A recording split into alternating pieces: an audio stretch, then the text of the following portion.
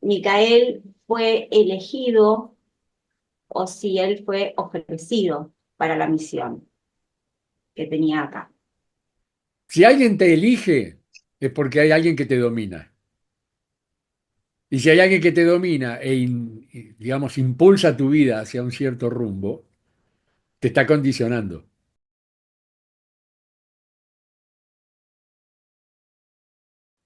Micael decide volver con el proyecto Jesús, justamente para lo que fue su gran desafío, crear la semilla de la autogestión, del autocrecimiento, pero fundamentado en un ejemplo que es el que se conoce como espíritu de verdad. Ver, dad. Yo ya lo he cambiado con su autorización en ver, dar. Utilizo los dos verbos raíz, porque el dad es imperativo. Se implantó en un determinado momento como para decir, vos ves, pero tenés que dar. Y ese dedo no fue bien tomado, no fue bien interpretado. Alguien dijo, pero yo también puedo ordenar, porque él ya no está. Y pasó todo lo que pasó en estos 2000 años.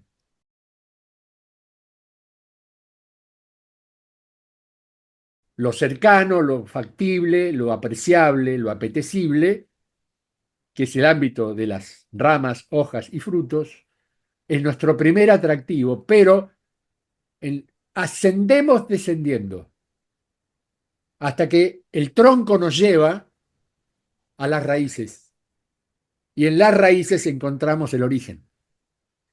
Al finalizar las raíces estaríamos en la 144 dimensión. El árbol de la vida es invertido.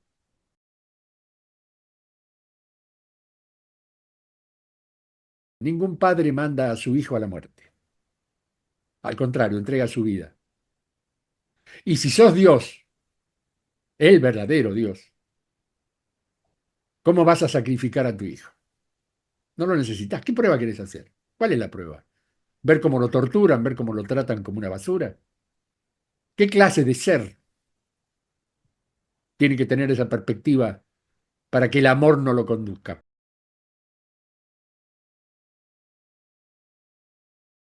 Por eso José de Arimatea fue su gran amigo, su defensor, y en su cuevita tumba, como él le decía, se lo alojó al muchacho para que se lo pudiera curar, disimular las heridas, por supuesto, no, él no sufrió dolor ni mucho menos porque ya había tomado su cuerpo clonal. El cuerpo clonal era exactamente igual a un cuerpo de carne y hueso. Por eso cuando se lo ve con la vara, esto figura en el libro Caballo de Troya, se puede observar el sufrimiento, pero no es el sufrimiento dolor, porque no tiene sistema nervioso ese cuerpo. Están conectadas los sistemas orgánicos, pero se le quita el dolor, porque ya bastante había hecho durante sus 30 y pico de años.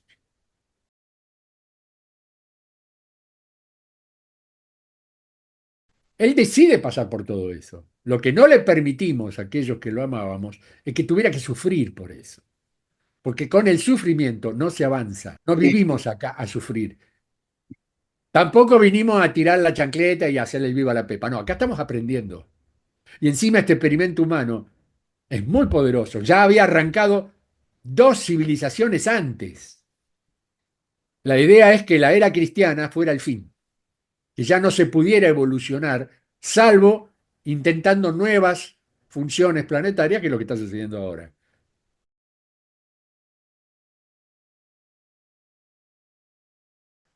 Entonces, ¿qué sentido tiene destruir la Atlántida si ahí había que construir otra civilización? No, llegaron al límite. Cuando llegaron al límite dijeron, vamos a tocar este botón, a ver qué pasa. ¡Pum! Se pudrió la interdimensionalidad, armaron el agujero negro y a partir de ahí se chuparon ellos mismos. Bueno, y yo lo sé porque estuve ahí. Y no la pasé bien, ¿eh? No porque los equipos que nosotros traíamos no tenían nada que ver con la tecnología que había que utilizar para ese rescate átomico. Era una fuerza tan poderosa, la de la antimateria, que no podíamos materializar las naves para poder hacer el trabajo. Él estaba ahí conmigo, fue uno de los pilotos. Fuimos 13 naves que llegamos, el número 13 es muy particular. que formábamos escuadra. Son los 12 y el jefe. 661.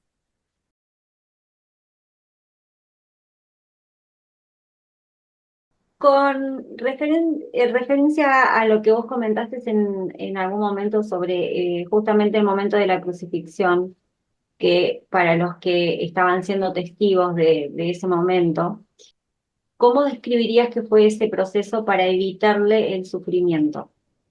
¿Cómo fue la intervención? Si es que la No, hubo. la intervención, en realidad, no, nos hicieron un favor. Yo ya conté lo de el tercio y los dos soldados romanos que lo asesinan a él en el huerto de los olivos.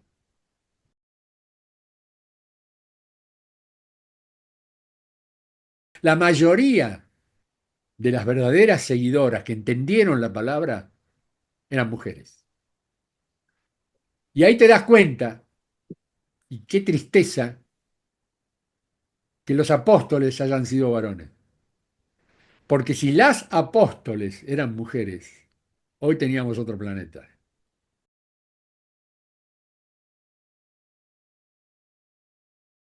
Tapamos el sol con campana de cristal, fue un proceso de pilotaje muy importante, porque había que crear la noche, había que seguir con lo que se estaba comentando. Que ojo que este no es cualquiera, porque muchos lo vieron hacer prodigio. Y decían, pero ¿cómo puede ser que este tipo, haciendo lo que hace, se deje hacer lo que le están haciendo? No lo podían creer. La idea era, no puede ser tan tarado de dejar que le hagan eso. Despertá, hermano. Y el tipo sabía lo que tenía que hacer. Sabía que lo tenían que defenestrar, escupir, tirar, pegar, lacerar, todo eso. Pequeña virtud que tenía ese hijo de maravillosa madre. ¿Y qué hacíamos nosotros? No era protegerlo a él, era tratar de que no se desmadre la situación. Preferimos trabajar desde el miedo. No existen comandantes en esa flota. Nosotros nos llamábamos, como ahora se habla, el soldado raso, éramos pilotos rasos. Todos podíamos pilotar desde la superestructura de Campana, que en ese momento tenía 40 kilómetros de diámetro.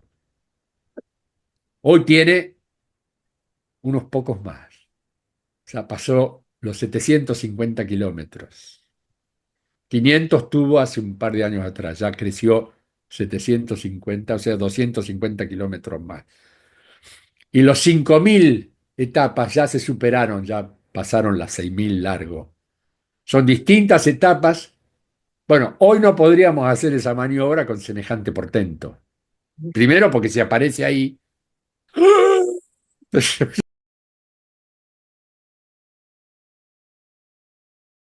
que todas las naves de la luz son invisibles.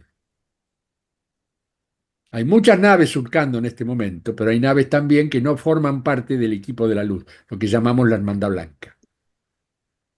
Hay muy buenas presencias, hay muy buenos seres, hay muy buenas civilizaciones, y están las otras también. Con el estado de conciencia, cuando llegue el momento, si es que ocurre en la línea de tiempo de cada uno o de vida, como dijimos, si deciden pasar por una hecatombe, hay que saber por estado de conciencia si esa nave es de la luz o de la oscuridad, porque son iguales, o mejores, porque la nave de la oscuridad tiene una capacidad, una potencia muy superior. Las nuestras son más pequeñas y más livianas, lo cual las vuelve locas, porque no tienen capacidad de maniobra. Con una nave de esas características no hubieran podido hacer lo que hicimos nosotros al tapar el sol.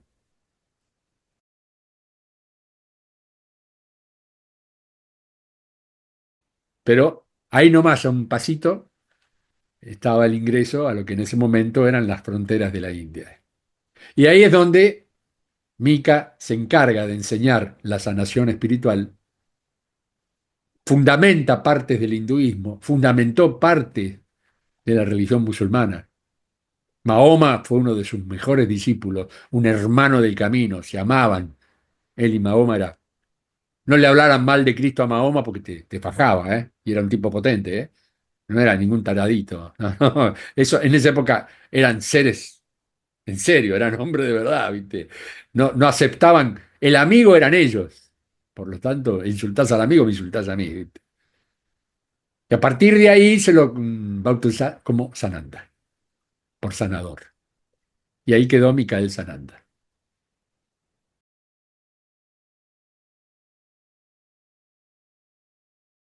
Hay mucha discrepancia con respecto a la sangre real, el El Santo sangrial. Grial. ¿Qué me podés decir con respecto a eso? Y después tengo una pregunta más que también viene a colación con esto. Está bien. ¿Cuántos hijos tuvieron? Tres. Sara, Sara fue la primera, ujú, y de los otros dos, como ya venía muy torcida la cosa, fue preferible. Hay alguien que incluso hasta puso el nombre. Hay varias literaturas que hablan de esto. Pero esos dos venían con una misión muy específica. Venían ya despiertos. Entonces la decisión fue no los comprometamos. Crecieron muy rápido, se desarrollaron muy rápido, no siguieron la tónica de tercera dimensión. Año uno, año dos, año tres. No, se los moldeó dentro de su propio carácter por decisión de ellos. Y terminando siendo, se transformaron en protectores de la mamá. Ellos la protegían energéticamente, físicamente, y nadie sabía que eran sus hijos, solamente ella. Y el querido flaco, por supuesto, también, que estaba orgullosísimo de sus dos varones. Primero, la primera fue niña, los segundos fueron dos varones. Se habla de más, y que hubo más. Pero esos no son hijos, son unidades clonales.